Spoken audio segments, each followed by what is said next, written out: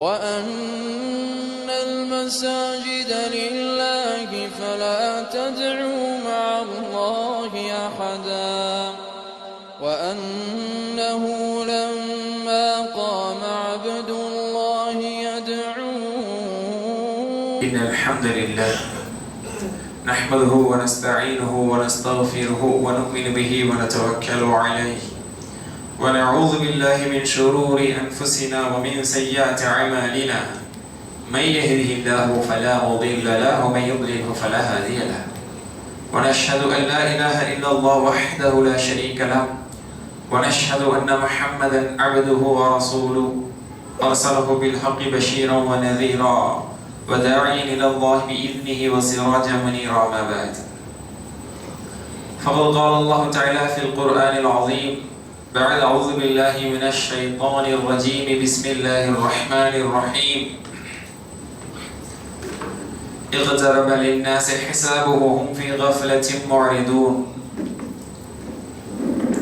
وقال النبي صلى الله عليه وسلم مثل الذي يذكر ربه والذي لا يذكر ربه كمثل الحي والميت أو كما قال عليه الصلاة والسلام புகழும் புகழ்ச்சியும் புகழுக்கு உரித்தவனாகிய புகழின் இறைவன் புகழின் அதிபதி புகழுக்கு சொந்தக்காரன் அல்லாஹ் ஒருவனுக்கே உரித்தானது.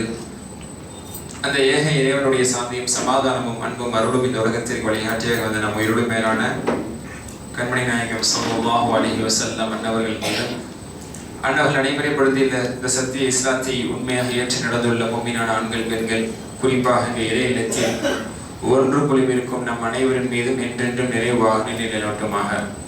அன்றை குறித்தான சகோதர சகோதரிகளே, இஸ்லாமிய பிறப்புகளே, அல்ஹம்துலில்லாஹ், ஜும்மா உரையின் மூலமாக அல்லாஹ் சுப்ஹானஹு வ தஆலா நமது உள்ளங்களுக்கு ஈமானிய ஒரு விழிப்புணர்வை, ஈமானிய ஒரு உணர்வை, ஈமானிய ஒரு வலிமையை அல்லாஹ் சுப்ஹானஹு வ தஆலா ஏற்படுத்தி தந்து கொண்டிருக்கிறான். அதே அடிப்படையில் நமது ஈமானை புதுப்பித்துக் கொள்ளும் வண்ணமாக சில செய்திகளை இன்ஷா அல்லாஹ் இன்றைய இந்த ஜும்மா உரை மூலமாக இறை அருளால் இறை நாட்டத்தால் இன்ஷா அல்லாஹ் நாம் தெரிந்து கொள்ள இருக்கிறோம். பொதுவாக மனிதனுக்கு ஏற்படக்கூடிய ஒரு பலகீனம் என்பது அலட்சியம் என்பது மனிதனிடத்தில் இருக்கக்கூடிய ஒன்று. குறிக்கோளோடு நோக்கத்தோடு மனிதன் படைக்கப்பட்டிருந்த போதிலும் பெரும் ஒரு லட்சியத்தோடு லட்சியவாதியாக இந்த உலகத்தில் இறைவன் மனிதனை படைத்திருக்கிறான். அந்த லட்சியத்தையும் இலக்காக கொண்டு இந்த உலகத்தில் அல்லாஹ் கொடுத்திருக்கக்கூடிய வாய்ப்பை நாம் பயன்படுத்தி அல்லாஹ்வுடைய சோதனைகளில் நாம் வெற்றி பெற்று அல்லாஹ்வுடைய விருப்பத்தை, அல்லாஹ்வுடைய நெருக்கத்தை, பொருத்தத்தை பெற்று நாம் மறுமையிலே நிரந்தர சொர்க்கமாகிய ஜன்னத்துல் ஃபிர்தௌஸை இன்ஷா அல்லாஹ் அடைய வேண்டும் என்பது நம்மளுடைய உன்னத லட்சியமாக நோக்கமாக இருக்க வேண்டும். இந்த லட்சியத்தில் நம்மை ஷைத்தான் இருக்க விடுவதில்லை. அந்த அடிப்படையிலே கவனக்குறைவையும் அலட்சியத்தையும் பொடுபோக்குத்தனத்தையும் ஷைத்தான் நமக்கு ஏற்படுத்தி கொண்டே இருப்பான். அதோடு ஒரு போராட்டமாகத்தான் நம்மளுடைய வாழ்க்கை களம் என்பது நகர்ந்து கொண்டு சென்று கொண்டிருக்கிறது. முதல்ல ஆதம் அலைஹிஸ்ஸலாம் அவர்களை அல்லாஹ் சுப்ஹானஹு வ தஆலா சொர்க்கத்தில் படைத்து அவர்களையும் அவர்களுக்கான துணைவி ஹவ்வா அலைஹிஸ்ஸலாம் அவர்களையும் படைத்து சொர்க்கத்தில் அமர்த்தினான். மகிழ்ச்சியா இருங்க, சந்தோஷமா இருங்க என்று அல்லாஹ் சுப்ஹானஹு வ தஆலா சொர்க்கத்தில் அவர்களை வைத்த போது நீண்ட நாட்கள் இருந்தார்கள். ஆனால் அது ஆதம் அலைஹிஸ்ஸலாம் அவர்களுக்கு சஜதா செய்ய தவறிய இப்லீஸை இறைவன் சபிக்கப்பட்டவனாக ஆக்கிய பிறகு அந்த ஆதம் அலைஹிஸ்ஸலாம் அவர்களை வழிகெடுக்க வேண்டும் என்ற நீண்ட நாட்கள் முயற்சிக்கு பிறகு அவன் வழிகெடுத்தான்னு பார்க்கிறோம். அவன் வழிகெடுத்ததுனால ஆதம் அலைஹிஸ்ஸலாம் அவர்களும் ஹவ்வா அலைஹிஸ்ஸலாம் அவர்களும் அந்த மரத்தை இறைவன் நெருங்க வேண்டாம் என்று சொன்ன அந்த மரத்தை நெருங்கி அதன் கனியை புசித்து அவர்கள் சொர்க்கத்திலிருந்து இறக்கப்படுவதற்கான காரணமாக அவர்கள் ஆனார்கள். அதனால சொர்க்கத்தில் இறக்கப்பட்டுட்டாங்க. இந்த காரணத்தை அல்லாஹ் திருமறை ஒரு இடத்துல சொல்லுவான், சூரா மரியம்ல சொல்லி காட்டும் போது ஃபனசிய, ஆதம் அவர்களுக்கு நாம் சொன்ன அந்த கட்டளையை மறந்து விட்டார் அப்படின்னு சொல்றான். காலடைவுல மனிதர் தானே, மனிதர் என்ற அடிப்படையில அந்த கட்டளையை அவர்கள் மறந்து விட்டார்கள். ஏன்னா அல்லாஹ்வுடைய கட்டளையை அவங்க மீறினாங்கன்னு சொல்ல முடியாதுல்ல. நல்லா புரிஞ்சுக்கிறீங்க, அல்லாஹ்வுடைய கட்டளையை அவங்க மீறினாங்க அப்படின்னு ஒரு நபியை நம்ம சொல்ல முடியாது. அப்ப அல்லாஹ் சுப்ஹானஹு வ தஆலா சொல்றான் ஃபனசிய, அவர் மறந்து விட்டார். வலம் நஜித் லஹு இஸ்மா, அவரிடத்தில் ஒரு உறுதிப்பாட்டை நாம் பெறவில்லை என்று அல்லாஹ் தஆலா சொல்றான். முன்னாடி கொஞ்சம் இடம் இருக்கு, முன்னாடி வாங்க. பின்னாடி சகோதரர் நிக்கிறாங்க, கொஞ்சம் நெருங்கி உட்காருங்க. ஒரு உறுதியை டிட்டர்மினேஷன் சொல்லுவோம்ல, ஒரு டிட்டர்மினேஷன் ஃபர்ம், ஒரு உறுதியான உறுதிப்பாட்டை நாம் ஆதத்திடத்தில் பெற்றுக்கொள்ளவில்லை. அவர் மறந்து விட்டார், சாதாரணமா மறந்துட்டாரு. காலடைவுல அந்த சொர்க்கத்தினுடைய சுகபோகங்கள்ல இருந்து மறந்துட்டு இதை சாப்பிட்டா நீங்க நிரந்தரமா சொர்க்கத்துல இருந்தரலாம்னு சொல்லி ஷைத்தான் சொன்னான். அப்ப அல்லாஹ்வுடைய அந்த கட்டளை எல்லாம் அவங்களுக்கு கண்ணு முன்னாடி பசுமையா வந்து நிக்கல. அது சொன்னது ஒரு பக்கம் இருந்த போதிலும் கூட ஒரு மறதி ஏற்பட்டு அவர்கள் அப்படியே இருக்குமோ, இதை சாப்பிட்டா நிரந்தரமா இருந்துருமோ என்ற ஒரு மனநிலைக்கு வந்து அவங்க சாப்பிட்டு எதை சாப்பிட்டா நிரந்தரமா இருப்பார்கள் என்று ஷைத்தான் சொன்னானோ அதை சாப்பிட்டனால அவர்கள் உலகத்திற்கு அனுப்பப்பட்டுட்டாங்க. அந்த கணமே உலகத்திற்கு அனுப்பப்பட்டாங்கன்னு சொல்லி பார்க்கிறோம். அப்ப ஆதம் அலைஹிஸ்ஸலாம் அவர்கள் சருகியது ஃபஅஸல்லஹுமா ஷைத்தான் என்று சூரா பக்ரா அல்லாஹ் சொல்லுவான். ஷைத்தான் அவர்களை சருகச் செய்தான். ஃபஅஸல்லஹுமா ஷைத்தான் மிம்மா கானா ஃபீ, எந்த சொர்க்கத்தில் இருந்தார்களோ அந்த சொர்க்கத்தில் இருக்க விடாமல் ஷைத்தான் சருகச் செய்தான். ஏன் சருகுனாங்க? சருகச் செய்தான் என்று சொன்னால் சருக்கை அரைச்சு பிடிச்சு சருக்கையில தள்ளி விட்டா உலகத்துல வந்து விழுந்துட்டாங்க, அந்த சருக்கள் அல்ல. அப்போ அவர்களுடைய அந்த மறதியை பயன்படுத்தி, அந்த கவனக்குறைவாக இருந்த சந்தர்ப்பத்தை பயன்படுத்தி அவன் சில செய்திகளை சொல்லி ஆசாபாசங்களை காட்டி அவங்கள வந்து கன்வின்ஸ் பண்ணி என்ன செஞ்சான்? அதை சாப்பிட வச்சுட்டான். அப்ப மனிதனிடத்தில் இருக்கக்கூடிய ஒரு தவறு, ஒரு பலகீனம் என்னவென்று சொன்னால் இந்த அலட்சியம், இந்த மறதி என்பது முதல் மனிதனிடமிருந்தே நாம் பார்க்க முடிகிறது. ஆனால் இது ஒரு மனிதனை எப்படி, நம்மளுடைய முதல் மனிதர், இந்த உலகத்துக்கு அனுப்பப்பட்ட முதல் மனிதர், நம்முடைய தந்தையாக திகழக்கூடிய ஆதம் அலைஹிஸ்ஸலாம் அவர்கள் சொர்க்கத்திலிருந்து இறக்கப்பட்டதற்கான காரணம் அவர்களிடத்தில் இருந்த அந்த ஒரு மறதி, ஒரு கவனக்குறைவு, அஸ்ம் என்று சொல்லக்கூடிய அஸ்மை அவரிடத்தில் நான் பெற்றுக்கொள்ளவில்லைன்னு சொல்றான். நீங்க காரணத்தை கவனிக்கணும். அல்லாஹ் கொடுக்கக்கூடிய ரிப்போர்ட், அவர் உலகத்துக்கு அனுப்பிட்டு எதனால ஸ்கூல்ல விட்டு வெளியாக்குனீங்க ரிப்போர்ட் கொடுக்குறாங்கல்ல, அல்லாஹ் 2 ரிப்போர்ட் கொடுக்குறான். மறந்துட்டாரு. நம்ம சொன்ன விஷயத்தை சூரா மரியம் பாருங்க, மறந்துட்டாரு. டிட்டர்மினேஷன் இல்ல, அந்த உறுதிப்பாடு இல்ல, அதனால அவர் அந்த சொர்க்கத்திலிருந்து இறக்கப்பட்டாருங்கிற ரிப்போர்ட்டை அல்லாஹ் சுப்ஹானஹு வ தஆலா ஆதம் அலைஹிஸ்ஸலாம் விஷயத்துல கொடுக்கிறான். இந்த மறதியும் இந்த கவனக்குறைவும் இந்த உறுதிப்பாடின்மை என்பது மனித சமுதாயத்தில் இருந்து கொண்டே இருக்கும். இதனாலதான் இந்த மனித சமுதாயம், குறிப்பாக இஸ்லாமியர்களும் பலவிதமான வாய்ப்புகளையும் வெற்றியின் வாய்ப்புகளையும் அல்லாஹ்வுடைய அருட்கொடைகளையும் அவர்கள் இழப்பதற்கான காரணம் இதுவாதான் இருக்கும். மறதியாக விட்டுறது, கவனக்குறைவாக விட்டுறது. அதுக்கு பல வார்த்தைகள் சொல்லலாம். அலட்சியம், கவனமின்மை, கவலையற்ற நிலை.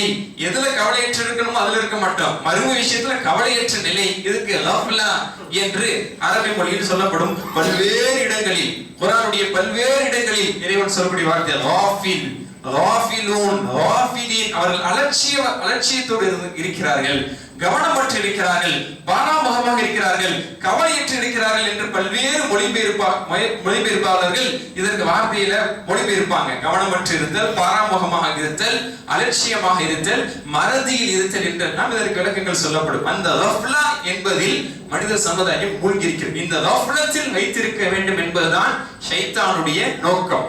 எந்த கஃப்லத்தின் மூலமாக ஆதம் அலைஹிஸ்ஸலாமை சறுக்கச் செய்தானோ அதே கஃப்லத் மூலமாக நம்ம எல்லாரையுமே, மனித சமுதாயம், இஸ்லாமிய சமூகத்தை அந்த கஃப்லத்தின் மூலமாக ஷைத்தான் வழிகெடுத்துக் கொண்டே இருப்பான். எப்படியாப்பட்ட ஆபிதாக, ஆலிம்களாக அல்லது மார்க்க அறிஞர்களாக, மார்க்கத்தை தெரிந்தவர்களாக இருந்தாலும் சரி, அவர்களிடத்தில் ஒரு அலட்சியத்தனத்தை ஏற்படுத்துவது, ஒரு கவனக்குறைவை ஏற்படுத்துவது, அவர்களிடத்தில் ஏற்படக்கூடிய இந்த பாராமுகமான ஒரு தன்மை ஏற்படுத்தி அவர்களை மார்க்கத்தின் வழியை விட்டு, இபாதத்தின் வழியை விட்டு, அல்லாஹ்வுடைய பாதையை விட்டு அவர்களை திசை திருப்பிக் கொண்டே இருக்க வேண்டும் என்பது ஷைத்தானுடைய நோக்கமா இருக்கும்.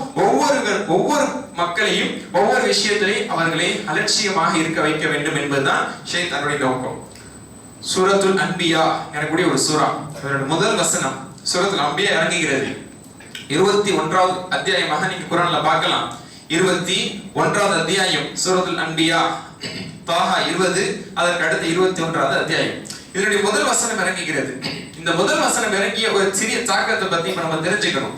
யததரபல் இன்னாஸ ஹிசாபஹும், யததரபல் இன்னாஸ ஹிசாபஹும் ஃபீ கஃப்லத்தின் முஅரிதூன்.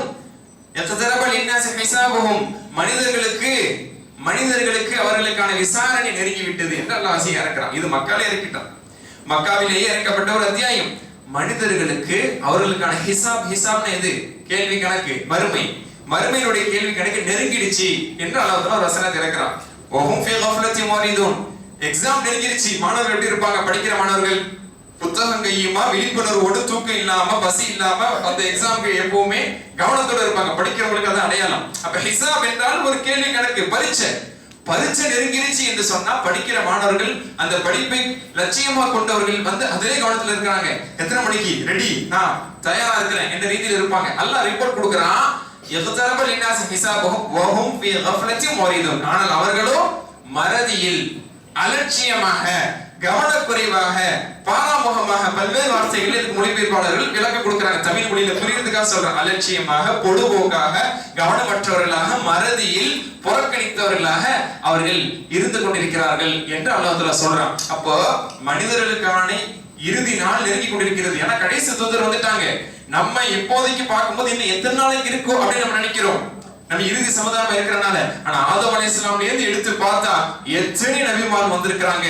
1,00,000க்கும் மேற்பட்ட நபிமார்கள் வந்திருக்காங்க. எத்தனை சமூகம் வந்திருக்கிறது? எத்தனை ஆயிரம் ஆண்டுகளில் இந்த உலகம் கடந்து வந்து விட்டது. அந்த வரிசையில இறுதி தூதரா நபி ஸல்லல்லாஹு அலைஹி வஸல்லம் வந்துட்டாங்கன்னா கியாமத் வரப்போகுதுங்கிறது அர்த்தம். வரலாறு அங்கே இருந்து நம்ம ஆரம்பிச்சோம்னா அது அல்லாஹ் தஆலா சொல்ற முடிய போகுது. இந்த முடிய போகுது, உலகத்தினுடைய முடிவு வந்துருச்சு, கியாமத் வரப்போகுது. இந்த கேள்வியை நான் ஆரம்பிக்க போறேன். ஆதம் அலைஹிஸ்ஸலாம் பேர் விசாரணையை நான் ஆரம்பிக்க போறேன். இந்த உலகத்தில் பிறந்த அனைவருக்குமான விசாரணை ஆரம்பமாக போகிறது. ஆனா ஒரே விளையாட்டா இருக்கிறீங்க.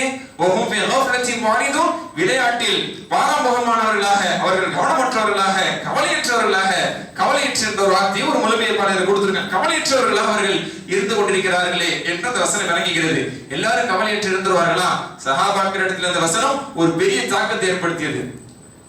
கியாமத்து நெருங்கிடுச்சா, ஹிசாப் நெருங்கிடுச்சா, நம்மளாம் அதுக்கு தயார் இல்லாம இருக்கிறோமா அப்படிங்கிற ஒரு ரீதியில இது ஒரு நல்ல ஒரு தாக்கத்தை ஏற்படுத்தியதுங்கிறத பார்க்க முடியும்.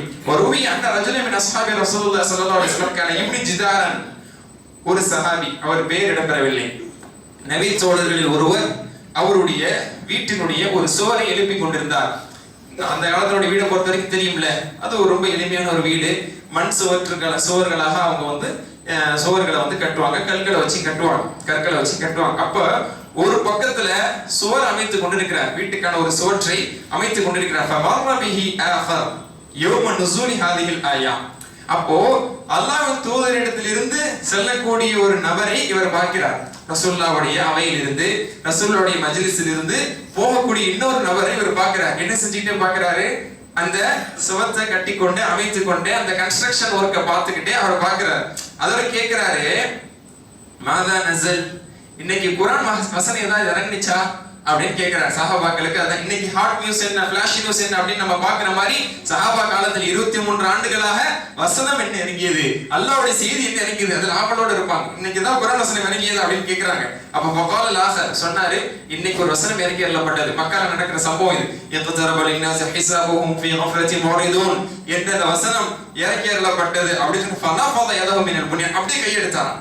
அந்த செங்கல், களிமண்கள், தண்ணீரால் அந்த வீடை கட்டிட்டு இருக்கிறாரே, அந்த சுவரை கட்டிட்டு இருக்க, பட்டுன்னு சாக்கடிச்ச மாதிரி என்ன பட்டுன்னு எடுக்கிறது, படக்குன்னு கையை அவர் அதுல இருந்து எடுத்து வகால வல்லாஹி, அல்லாஹ்வை சத்தியமாக, லா பனி சபதனி, இனி அல்லாஹ்வை சத்தியமா ஒருபோது இதை நான் கட்டி முடிக்க மாட்டேன், இதை ஒருபோது நான் இந்த சுவரை எழுப்பி நான் கட்டி முடிக்க மாட்டேன். வகத் யக்தரபல் ஹிசாப், ஹிசாபுக்கான கேள்வி கணக்கான நேரம் நெருங்கி விட்டது என்று அல்லாஹ் சொல்லிய பிறகு, மறதியிலும் கவனக்குறைவாக மக்கள் இருக்கிறார் என்று சொன்ன பிறகு, இந்த வீட்டை கட்டி நிமிர்த்த வேண்டும், இந்த சுவற்றை கட்டி நான் இதை உருவாக்க வேண்டும் என்பதில் நான் ஈடுபட போவதில்லை, நான் என்னுடைய இபாதத்தில் நான் இருக்க போகிறேன் என்று உடனடியாக அவர்கள் கையெடுத்தார்கள் என்பதாக பார்க்கிறோம். அவங்களுக்கான அவசியமான வீடு என்பது இருந்தது. ஒரு மேலதிகமாக ஒரு தேவைக்காக அந்த சுவரை கட்டுறாங்க. ஒரு வசனம் இறக்கி அருளப்பட்டதனுடைய இம்பாக்ட், ஒரு தாக்கம், மறுமைக்காக நாம் தயாராக வேண்டும், நெருங்கி விட்டது என்ற ஒரு செய்தி வந்த உடனே மாஷா அல்லாஹ் அவர்கள் இடத்துல ஒரு பயபக்தி உணர்வை அந்த வசனம் ஏற்படுத்தியது என்பதை நம்ம பார்க்கிறோம். இதே மாதிரி பல்வேறு நேரங்களிலே அல்லாஹ் சுப்ஹானஹு வ தஆலா சஹாபாக்களுக்கு, ஒரு படிக்கக்கூடிய மாணவர்களுக்கு, 10th ஸ்டாண்டர்ட் மாணவர்கள், +2 படிக்கக்கூடிய மாணவர்களுக்கு அந்த அக்கறையான ஆசிரியர் பெருமக்கள் சொல்லிட்டே இருப்பாங்க, இந்த பரீட்சை வரப்போகுது, இன்னும் 2 மாசம், இன்னும் 1 மாசம், இனி 15 நாள், இனி 1 வாரம் என்று அவர்களுக்கு அதை நினைவூட்டி கொண்டே இருப்பாங்க. வாழ்க்கையை நீங்க தீர்மானிக்கக்கூடிய பரீட்சை நீங்க எடுக்க போறீங்க அப்படிங்கிற மாதிரி அந்த வாழ்க்கையினுடைய லட்சியத்தை நினைவூட்டுவதை போன்று பல்வேறு சந்தர்ப்பங்கள்ல அல்லாஹ் சுப்ஹானஹு வ தஆலா என்ன இது மறதி, என்ன இது கவனக்குறைவு, என்ன இது பாரம்பரியமான நிலையில் இருந்து கொண்டிருக்கிறீர்கள், செய்யுங்கள் என்று பல்வேறு வசனங்களை அல்லாஹ் தஆலா இறக்கி கொண்டே இருப்பான். சூரா மரியம் 39வது வசனம் எடுத்து இறக்கி அருளப்படுகிறது. வஅன்திர்ஹும், நபியே இவர்களுக்கு நீர் எச்சரிக்கை செய்வீராக, யௌமல் ஹஸ்ரா, ஒரு கைசேத நாளை, ஒரு நஷ்டம் விளைவிக்கக்கூடிய நாளை இவர்களுக்கு மத்தியில் நீங்கள் எச்சரிக்கை செய்யுங்கள். இது புதியல் அமர், தீர்ப்பளிக்கப்பட்டு விட்டால் அவர்கள் மறதியில் இருந்த பொழுது இருக்கும் நிலையிலே அவர்களுக்கான தீர்ப்பு மரணம் விதிக்கப்பட்டு விட்டால் அவர்கள் அதற்கு மேல் ஈமான் கொள்ள முடியாது. அதற்கு மேல் அவர்கள் அல்லாஹ்வின் மீது நம்பிக்கை கொள்ள முடியாது. இறை நம்பிக்கையற்றவர்கள் அல்லாஹ்வின் மீது நம்பிக்கை கொள்ள முடியாது. இறை நம்பிக்கை கொண்டவர்கள் அதற்கு மேல தௌபா செய்து திருந்த முடியாது. அதனால மறதியில் இருப்பவர்களை நபியே நீர் எச்சரித்துக் கொண்டே இருப்பீராக என்று அல்லாஹ் சுப்ஹானஹு வ தஆலா சூரா மர்யமுடைய ஒரு வசனத்தை இறக்கி அருளுகிறான். இப்படி அலர்ட், அலாம் என்று சொல்லக்கூடிய ரிமைண்டர்ஸ் என்று சொல்லப்படக்கூடிய நினைவூட்டிகள் பல்வேறு சந்தர்ப்பங்களில் சஹாபா பெருமக்கள் மத்தியிலே அது அருளப்பட்டு கொண்டே இருந்தது. அவர்களுக்கு அது உத்வேகத்தை, ஈமானிய உணர்வை, மறுமை நோக்கி அந்த சிந்தனையை அது அவர்களுக்கு அல்ஹம்துலில்லாஹ் கொடுத்து கொண்டே இருந்தது. நாம் படைக்கப்பட்டது மறுமைக்காக, நாம் போக இருப்பது மறுமைக்காக என்பதை அவர்கள் பல்வேறு சந்தர்ப்பங்களிலே அவர்கள் நினைவூட்டப்பட்டு அதற்கான முன்மரமான முயற்சியின் பக்கம் அவர்கள் ஊக்குவிக்கப்பட்டார்கள் என்பதை இது போன்ற செய்திகள் மூலமாக நாம் பார்க்க முடியுது. ஆக நாம் எப்பொழுதும் அந்த அலட்சியமானவர்களாக எதற்காக நாம் இருந்து கொண்டிருக்கிறோம் என்பதை மறந்தவர்களாக, மறதியாளர்களாக இருந்து விடக்கூடாது. அது மிகப்பெரிய ஒரு சாபமாக நான் சொல்றான். மறுமை லட்சியம் இல்லாமல் ஒரு அதான் நம்ம சொல்ற மாதிரி ஒரு சீரியஸ்னஸ் என்பது நம்ம இடத்துல இருக்கணும். எப்படி ஒரு பரீட்சையை நெருங்கி கொண்டிருக்கக்கூடிய மாணவர், அதற்கு தான் திரும்ப திரும்ப உதாரணம் சொல்றோம். லட்சியவாதி விளையாட்டுத்தனமா இருக்கலாம், 10வது 12வது அல்லது முக்கியமான ஒரு பரீட்சை எழுத போகக்கூடிய ஒரு நீட் எக்ஸாம் எழுதக்கூடியவங்க, இதுதான் என்னோட வாழ்க்கையை தீர்மானிக்க போதுங்கிறவங்க, அது நெருங்கும் பொழுது என் அளவுல கியாமத் நெருங்கி விட்டது என்று சொல்கிறான். பரீட்சை நெருங்கும் போது வரக்கூடிய ஒரு சீரியஸ்னஸ், ஒரு மாணவரிடத்தில் இருக்கக்கூடிய ஒரு சீரியஸ்னஸ், மறுமை கியாமத் நெருங்குகிறது என்று சொல்லக்கூடிய நம்மிடத்துல அது வருவதில்லை. அது சாதாரணமானதாக அதை நாம் தட்டிவிட்டு செல்கிறோம். ஆனா அந்த ஒரு சீரியஸ்னஸ், அந்த ஒரு பதட்ட நிலை என்பது நம்மிடத்தில், பதட்டம் என்று சொன்னால் அந்த மறுமையை நினைத்து ஒரு அச்ச நிலை சஹாபாக்கள் இருந்ததை போன்று, எப்பவும் எனக்கு மரணம் வரலாம், எப்பவும் இந்த உலகத்தினுடைய முடிவு என்பது ஏற்படலாம், இறுதி கட்டத்தை நோக்கி நாம் நகர்ந்து கொண்டிருக்கிறோம் அப்படிங்கிற அந்த பய உணர்வு இருக்கணும். அது இல்லாம கூல கேஷுவலா இருப்பது என்பது அது ஒரு சிறந்த ஈமான் அல்ல. நான் பயப்பட மாட்டேன், நான் ரொம்ப கேஷுவலா இருக்கேன், நான் ரொம்ப கூலா இருக்கிறேன், நான் என்ன பெரிய அநியாயம் செஞ்சுட்டேன் என்று இருப்பதை நம்ம ரொம்ப நல்ல நிலையை நினைச்சுக்கிறோம். அது ஒரு சிறந்த ஈமான நிலை இல்ல. எவ்வளவோ செய்து விட்ட சஹாபாக்கள், தியாகங்களை செய்துவிட்டு வாழ்க்கையை அர்ப்பணித்த சஹாபா பெருமக்கள் அப்படி நிம்மதியாக இருக்கல. அபூபக்கர் ரலியல்லாஹு நிம்மதியாக உறங்கல. உமர் ரலியல்லாஹு உலகத்துக்கே நீதி ஆட்சி தந்த உமர் ரலியல்லாஹு அப்படி நிம்மதியான நிலை அடைந்ததில்லை. என்ன நடக்குமோ, யாரை குறித்து இந்த உமரை இறைவன் பிடிப்பானோ என்ற ஒரு பயம் என்பது ஈமானில் முழுமை அடைந்த ஒரு பக்குவம் அடைந்தவர் இடத்தில் இருந்தது. அந்த பயம் என்பதை சஹாபா பெருமக்களிடத்தில் பார்க்க முடிந்ததை நம்முடைய ஈமான் அப்படிப்பட்ட ஒரு உணர்வை இன்னும் பெறாமல் இருந்து கொண்டிருக்கிறது என்பது கை சேர்த்ததுக்குரியது. அல்லாஹ் அப்படிப்பட்ட நிலையில மறுமை பற்றி ஒரு அச்சமற்ற நிலையாக நாம் இருப்பது அது அல்லாஹ்வுடைய ஒரு சாபம் என்பதாகவும் அல்லாஹ் சொல்கிறார். உலாயிகல்லதீன ஜஅலல்லாஹு அலா குலூபிஹிம், அவர்களுடைய உள்ளங்களின் மீது அல்லாஹ் தஆலா முத்திரையிட்டு விட்டான். வஅலா சம்இஹிம் வஸம்இஹிம் வஅப்சாரிஹிம், செவி புலன்களின் மீது, பார்வைகள் மீது அல்லாஹ் ஒரு முத்திரையை ஏற்படுத்தி விட்டான். உலாயிக ஹுமுல் காஃபிலூன், அவர்களே மறதியாளர்கள், காஃபிலா, அவர்களே அந்த பொடுபோக்கானவர்கள், லட்சியமற்றவர்கள், பொடுபோக்காக மறதியில் கவனமற்றவர்களாக இருக்கக்கூடியவர்கள் அவர்கள் தான். அதனால எப்படி இவங்க எப்படி கேஷுவலா இருக்கிறாங்க, எப்படி எந்த விதமான பயம் இல்லாம இருக்கிறாங்க, உள்ளம் சீல்ட், ஹார்ட் ஆர் சீல்ட். அதே மாதிரி பார்வையும் செவிப்புலனும் அனைத்துமே அது முத்திரிடப்பட்டு விட்டதுனால அவங்களுக்கு பயம் இல்லை.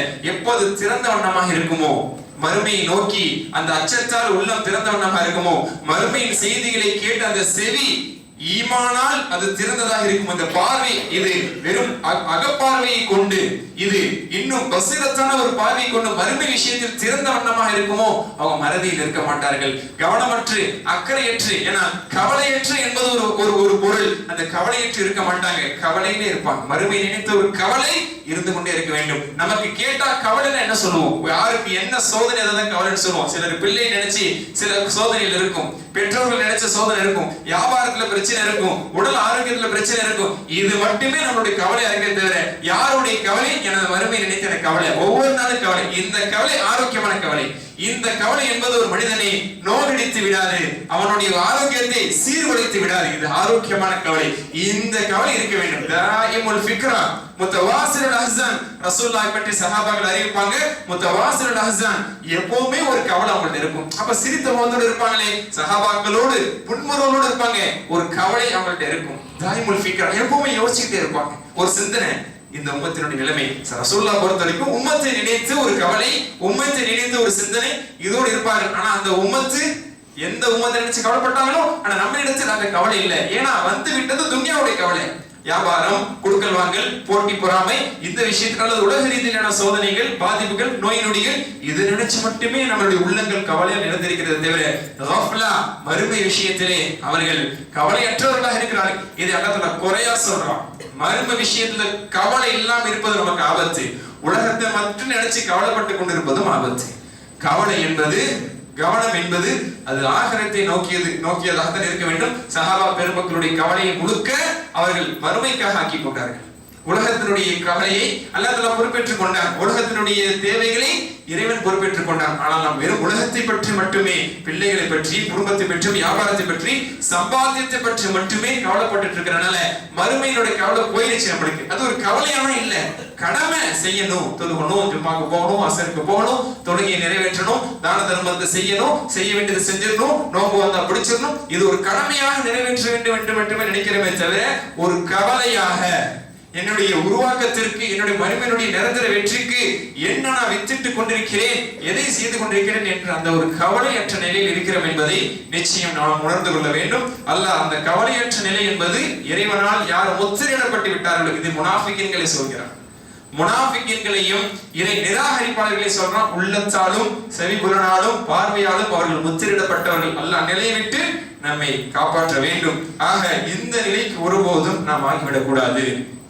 தொழுகைக்கு வந்தால் அவர்கள் கவனக்குறைவாக நிற்கிறார்கள். அந்த லட்சியமற்றவர்களை பற்றி இறைவன் சொல்லும் பொழுது சோம்பலாக அவர்கள் தொழுகையில் நிற்பார்கள் என்று அல்லாஹ் சுப்ஹானஹு வ தஆலா குறிப்பிட்டு காட்டுகிறான். அந்த நிலைக்கு சிறுக சிறுக நாம் வந்து கொண்டிருக்கிறோம் என்பது கவலையோடு ஏற்றுக்கொள்ள வேண்டிய ஒரு உண்மை. ஆக லட்சியத்தோடு கவலையோடு மறுமை சிந்தனை கொண்டு வாழக்கூடியவருடைய தொழுகை அது உயிரோட்டமானதாக, அது இறையச்சமுள்ளதாக இருக்கும். யாருடைய தொழுகையில கவலை இல்லையோ, சிந்தனை இல்லையோ, பொழுதுபோக்கு வந்து விட்டதோ அவர்கள் தான் இந்த அபாய நிலையை அடையக்கூடியவர் என்பதையும் இறைவன் சொல்லி காட்டுவதை நாம் பார்க்க முடியும். இப்னு அப்பாஸ் ரலியல்லாஹு அன்ஹு சொல்லுவாங்க.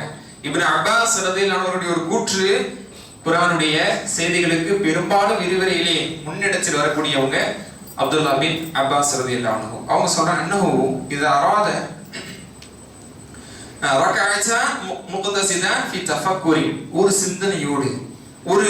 சிந்தனையோடு கவனத்தோடு, ஏன்னா கவனக்குறைவுக்கு எதிரானது ஃபோக்கஸ்டான அந்த கவனம். பொதுவாக நம்மளுடைய தொழுகை என்பது கவனம் இல்லாம தான் இருக்குது. யதார்த்தத்துல ஒரு சிந்தனை இல்லாம, கவனம் இல்லாத ஒரு பொடுபோக்கு நிலையான தொழுகை தான் இருக்கு. அது முனாஃபிகீன்களுடைய தொழுகை என்ற இறைவன் அதை அடையாளப்படுத்தினாலும், அதற்கு முத்திரையிட்டாலும், அதற்கு அந்த லேபிள் அல்லாஹ் கொடுத்தாலும் அல்லாஹ் பாதுகாக்கும். நம்மளுடைய தொழுகை இன்னைக்கு கவனமற்ற, சிந்தனையற்ற, உயிரோட்டமற்ற தொழுகையாக தான் ஆயிடுச்சு. அல்லாஹ் பாதுகாக்கணும்.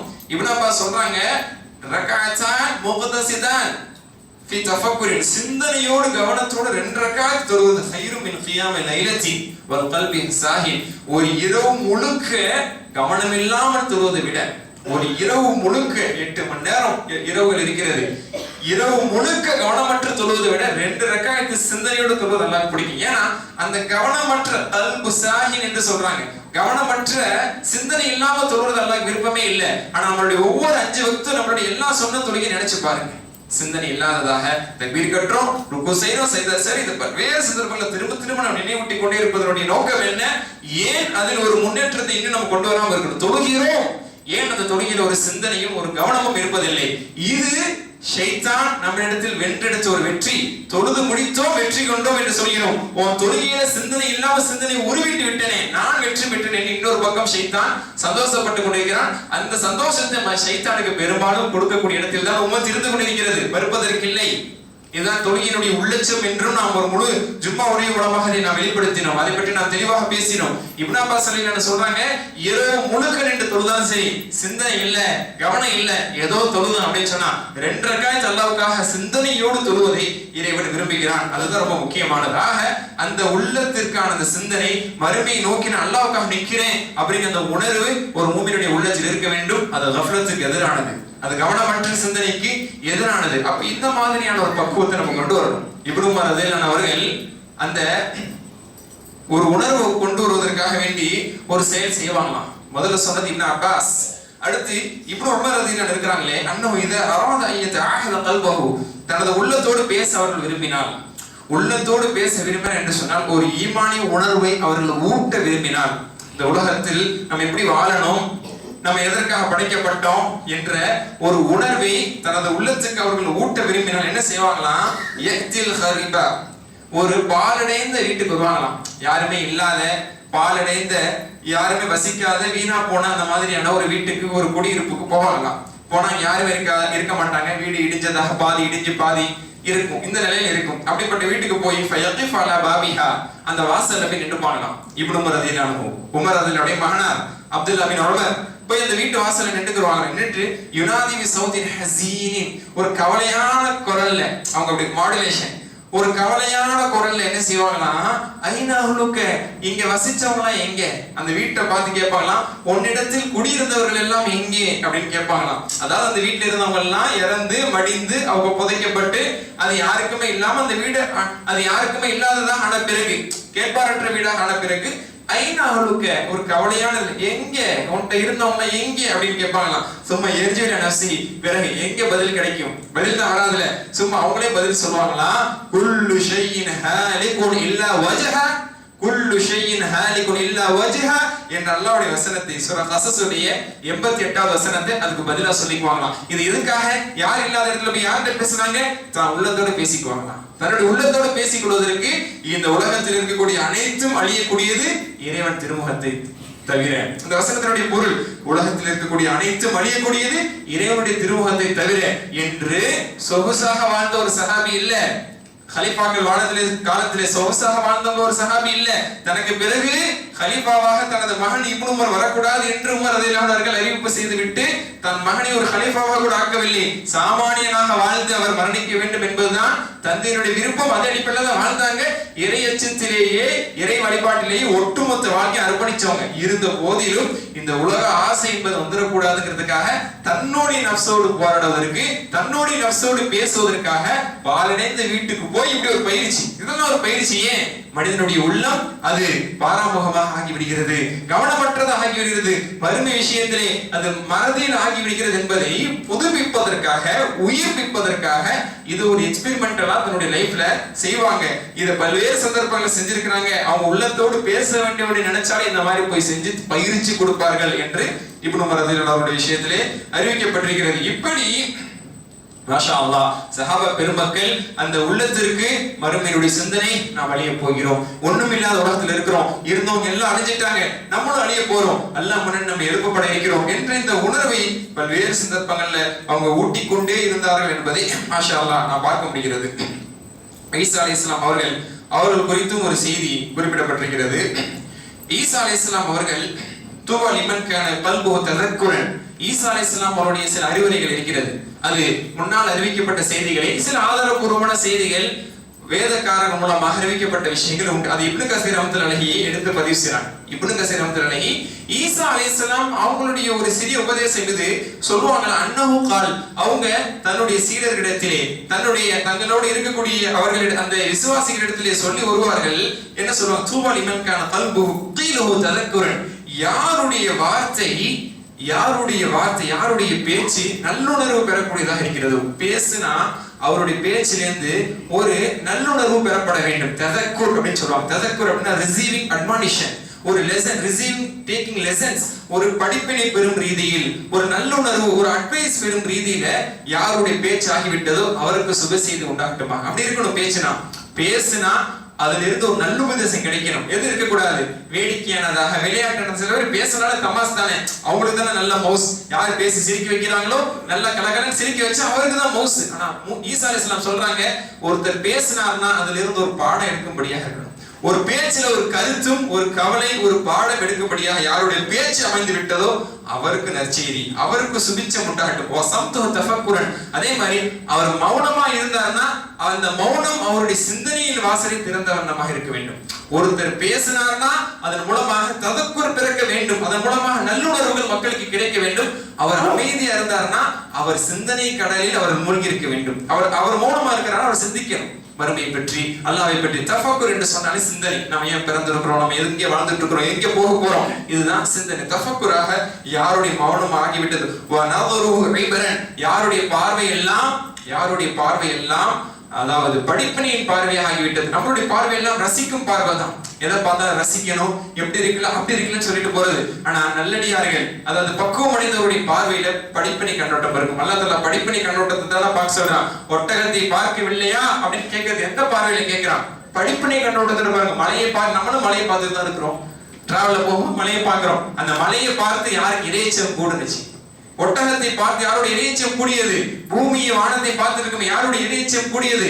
இறைச்சம் கூடக்கூடிய கண்ணோட்டத்தோட பாருங்க அல்லாஹ் சொல்றான் சூரத்துல் காஷியர் நம்ம ஓதக்கூடியது. இப்ப பார்வை என்பது அது மேலோட்டமான பார்வையாக இருக்கக்கூடாது, அது ஒரு படிப்பினை கண்ணோட்டமாக இருக்கணும். ஈசா அலைஹிஸ்ஸலாம் சொல்லுவாங்களா, மூணுமே இப்படி இருக்கணும். ஒருத்தருடைய பேச்சு அது நல்ல உபதேசமாக நல்லுணர்வுக்கு வித்திடக்கூடியதாக இருக்கணும். ஒருத்தருடைய மௌனம், இன்னைக்கு நம்ம மௌனம் வந்தோம்னா என்னத்தையாவது யோசிச்சுட்டு இருப்போம், என்னத்தையாவது கற்பனை பண்ணிட்டு இருப்போம். நல்லா பாதுகாக்கணும்.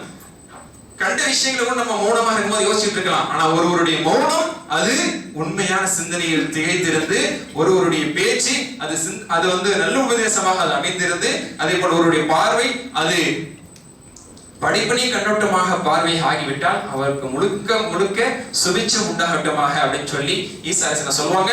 ஈசா அலைஹிஸ்ஸலாமுடைய முக்கிய உபதேசம் இதுவாகத்தான் இருக்கும் என்பதை இப்னு கஸீர் ரஹ்மத்துல்லாஹி சொல்றாங்க. இதை நம்மளுக்குள்ள கொண்டு வரும். பேச்சு என்பது நன்மையானதாக நம்முடைய பேச்சு மூலமாக நல்ல மாற்றங்களை ஏற்படுத்த வேண்டும். அதை யோசிச்சு நம்ம அளந்து அதற்கான வார்த்தைகளை பயன்படுத்தணும். நம்ம மௌனமா இருந்தாலும் அல்லாஹ் பற்றி சிந்திக்கணும். சிந்திச்சுட்டு பேசும்போது நல்ல வார்த்தை பேசணும். நம்ம மௌனமாக இருந்தது நல்ல விஷயங்களை சிந்திக்க, நம்ம வாயை திறப்பது நல்ல விஷயங்களை பேசி நல்ல பிரதிபலிப்பு ஏற்படுத்த, நம்ம கண்ணை திறந்து பார்ப்பது என்பதெல்லாம் இந்த உலகத்தில் நாம் மூழ்குவதற்காகவோ இந்த உலகத்தில் ஈர்க்கப்படுவதற்காக இல்ல. படிப்பினை கண்ணோட்டத்தோட அல்லாஹ் வானத்தை படைச்சிருக்கான். வானத்தை பார்த்து இறைவனை சிந்திங்க, பூமியை பார்த்து இறைவனை சிந்திங்க, மலையை பார்த்து இறைவனை சிந்திங்க, ஒட்டகத்தை பார்த்து இறைவனை சிந்திங்க. அரபுகள் இதனாலதாங்க சுத்தி பார்ப்பாங்க. சூரா காஷியர் இடத்துல சொல்றானே, நிமிர்ந்து பார்த்தா வானம், குனிஞ்சு பார்த்தா பூமி, சுத்தி பார்த்தா மலைகள், அதே மாதிரி தங்க வீடுகள்ல பார்த்தா ஒட்டகங்கள். இதுதான் அரபுகள்கிட்ட தெரியுது. அவங்க எப்பவுமே பாக்குறது எல்லாத்துல ஏன் சொல்றான்? புதுசா சொல்லிருக்கலாமே, உன் கண்ணுல படுறது இது நாளுதான், இந்த நாளை பாருன்னு அல்ல ஏன் சொல்லணும்? இந்த நாளைதான பார்த்துக்கிட்டே இருக்கிறாங்க. ஆனா படிப்படை கண்ணோட்டத்தோட பாரு, இறை சிந்தனையோடு பாரு என்று அல்லாஹ் சுப்ஹானஹு வ தஆலா அதை உணர்த்துறார். அதுதான் ஒவ்வொரு ஜும்மாவிலும் நபி ஸல்லல்லாஹு அலைஹி வஸல்லம் அவர்கள் ஓதி அந்த சிந்தனை ஊட்டினாங்க.